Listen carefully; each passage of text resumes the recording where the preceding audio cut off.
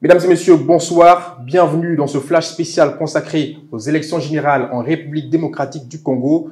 Ce matin, 44 millions d'électeurs étaient appelés aux urnes afin d'élire leurs députés nationaux et provinciaux, leurs conseillers communaux, mais surtout leurs futurs présidents de la République. Les élections générales sous tension. Sur place à Kinshasa, nous retrouvons notre correspondant en RDC, Amour Imani Christian. Amour Imani, bonsoir. Bonsoir, Michael Ba. Alors, comment est-ce que s'est déroulé le vote aujourd'hui? Aujourd'hui, s'il faut le dire, à Kinshasa, dans certains centres de vote, il y a deux bureaux de vote qui ont ouvert avec un grand retard. Cela n'a pas permis à tous les électeurs de pouvoir voter à temps. Il y a ceux-là d'ailleurs qui n'ont pas été vraiment à mesure de patienter. Ils sont allés même au-delà jusqu'à forcer même les portes de bureaux de vote et exiger à ce que les agents de la CENI puissent démarrer directement avec le processus. Voilà un peu ce qu'on peut dire. Sur les réseaux sociaux, plusieurs vidéos ont montré des bureaux de vote saccagés, des informations confirmées par plusieurs de nos confrères. Qu'est-ce que vous pouvez nous dire sur ce sujet? Ce qu'on peut dire, dans certains centres de vote, il y a des électeurs qui ont même saccagé les bureaux de vote. C'est par exemple, s'il faut le dire, dans la commune de la Gombe, à l'Institut Gombe, où nous avons nous-mêmes assisté à deux électeurs qui ont vraiment fait face à la police pour essayer un peu de forcer alors le porte de bureau de vote afin d'accéder dans des centres, vérifier si les noms sont réellement replis sur la liste de vote. Est-ce que l'ensemble des électeurs a pu accomplir le devoir civique et qu'est-ce qui est prévu justement pour les personnes-là, ces personnes-là qui n'ont pas pu le faire? Il faut le dire, la CENI s'est prononcée aujourd'hui soir à ce qui concerne les irrégularités constatées.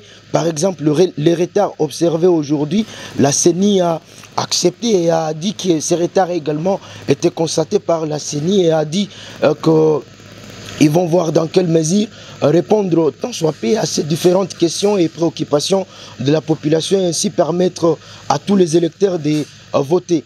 Pour ces bureaux de vote qui ont ouvert leurs portes avec un peu de retard, la CENI a précisé que tous les bureaux de vote vont totaliser les 11 heures prévues. Donc si un bureau de vote a ouvert les portes avec un petit retard, on va accorder à tous ces bureaux de vote 11 heures afin de permettre à tous les électeurs de voter comme prévu. Martin Fayulu, l'un des cadres de cette élection présidentielle, a d'ores et déjà annoncé qu'il ne reconnaîtra pas l'élection du fait de nombreuses irrégularités. Quel commentaire faites-vous sur cette information? Il ne s'agit pas seulement de Martin Fayulu. D'ailleurs, ce soir, ils ont fait sortir une déclaration commune. Ils sont au total 5 candidats présidents qui disent ne pas reconnaître le résultat de ce vote qui, de ce 20 décembre 2023, vu tout ce qui s'est passé au niveau de ce bureau de vote.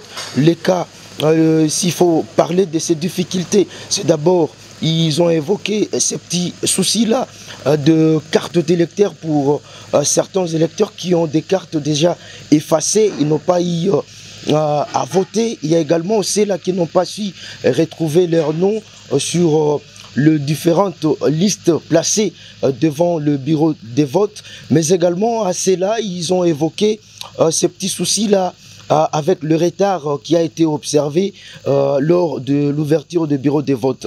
Voilà un peu ce qu'ont pu soulever ces candidats présidents. Ils demandent à ce que la communauté internationale et toutes les institutions de la République démocratique du Congo de constater également tout ce qui a été noté comme irrégularité et qu'on puisse refaire ces élections du 20 décembre. Merci Amour Imani Christian pour toutes ces précisions. Voici, chers téléspectateurs, ce qu'il fallait retenir de la situation en RDC où, je vous le rappelle, 44 millions d'électeurs étaient appelés aux urnes aujourd'hui afin de choisir parmi les 100 000 candidats aux élections générales leurs futurs dirigeants. Restez câblés sur les différents canaux de médias Afrique News afin de suivre avec nous l'évolution de cette actualité continentale. Bonsoir.